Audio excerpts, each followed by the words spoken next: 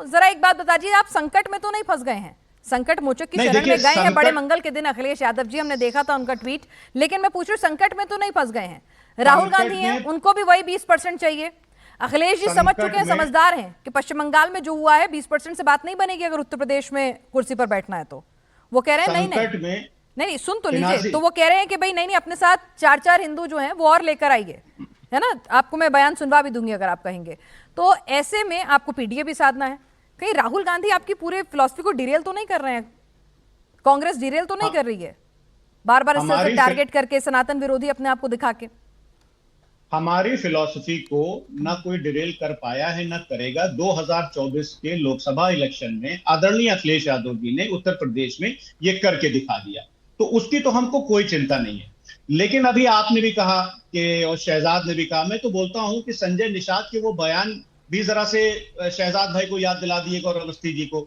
दिनेश शर्मा जी ने जो एंटी सनातनी बयान दिया था उसके बारे में बता दिएगा। नरेश अग्रवाल ने तो पूरा एक कविता पढ़ दी थी, वो किसकी पार्टी में, वो भी जरा से बता दीजिएगा। सावित्री बाई फुले जो इनकी पार्टी के बीजेपी के टिकट पर 2014 सबसे खूबसूरत बात है, प्रभु सबकी रक्षा करते हैं, लेकिन आजकल सनातन की रक्षा करने के लिए हर कोई उतारू हो रखा है। ठीक है, चलिए जी। तो मैं हमेशा ये कहता हूं कि डिबेट पूरा करने दिया, आपने पूरा नहीं करने दिया पिनाजी। वक्त पूरा हो जाएगा सर, सबको बारी बारी से लाना है ना, दिक्कत हो जाएगी। अब शहजाद का नंबर आने दीजिए ना जी।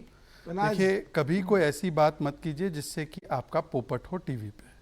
आपने पहले बोला बड़ा हनुमान, बड़ा दिन है, हनुमान जी का दिन है, ये कोट करना चाहिए, इससे शुरू करना चाहिए। तो मैं वही कह रहा हूँ ना, आपको बहुत अच्छी दोहे नहीं पता, और जब एक्सपोज हो गए तो अब रफू करने चले हो। दूसरी बात सुन लीजिए, मैं चैलेंज दे रहा हूँ फराज भाई, पर चैलेंज ये है, नरेश अग्रवाल आपकी पार्टी में थे तब उन्होंने ये कहा था, आपने निकाला नहीं था, छोड़ के आए, फिर माफी मांगी सार्वजनिक। देखिए पिनाजी, मैं किसी के बीच में नहीं बोलता, वो लगातार इसलिए डिस्टर्ब कर रहे हैं क्योंकि अभी वो एक्सपोज हो चुके हैं और वो हैंडल नहीं कर पा रहे, इमेच्योरिटी है उनकी। हैंडल कर सकते तो चुप रह के सुनते। आपने निकाला नहीं नरेश अग्रवाल को, नरेश अग्रवाल ने माफी मांगी, आपकी पार्टी उसने अपने आप से छोड़ी, फिर वो हमारे यहाँ है। और अगर आप इतने ही बड़े सनातनी है तो बताइए, शिवराज सिंह यादव हिंदू नहीं होते? आर.के. चौधरी, होलिका दहन से पॉल्यूशन होता है। अखिलेश यादव, लाइट क्यों, दिया क्यों जलाना है, लाइट लगा दो, क्रिश्चियन वाली झालर लगा दो। राम गोपाल यादव, राम मंदिर बेकार होता है, इस पे स्टैंड ले लो। चलिए आगे बढ़ते हैं। दूसरी बात पे मैं तहसीन की आना चाहता हूं। तहसीन पूनावाला बोल रहे हैं आरएसएस कंट्रोल करती है, वो बोल रहे हैं आरएसएस कंट्रोल नहीं करती। ये दोनों एक व्हाट्सएप ग्रुप जूम मीटिंग क्यों नहीं करके आते भाई? आपकी डिबेट से पहले एक मीटिंग करके आते तो एक लाइन लेते। अच्छा तहसीन, एक बताइए, ये रेवंत रेड्डी कहां से निकले? एबीवीपी, और एबीवीपी किसका है? अरे आपका सीएम भी हमारे यहां से निकला है, यही तो हमारी ताकत है। अच्छा तीसरी बात पे आता हूं, आखिरी बात है, तहसीन पूनावाला को आरएसएस से बड़ी समस्या है, हालांकि उसका कोई रोल नहीं है, फराज भाई ने कोट करके बताया एजी नूरानी की बुक से। पर एक एनएसी बनी थी, ना कोई रजिस्ट्रेशन ना कुछ, प्रधानमंत्री के फैसलों को ओवररूल करने वाली फाइलें उठा उठाकर प्रधानमंत्री की एनएसी जाती थी। वो एनएसी कौन चलाता था?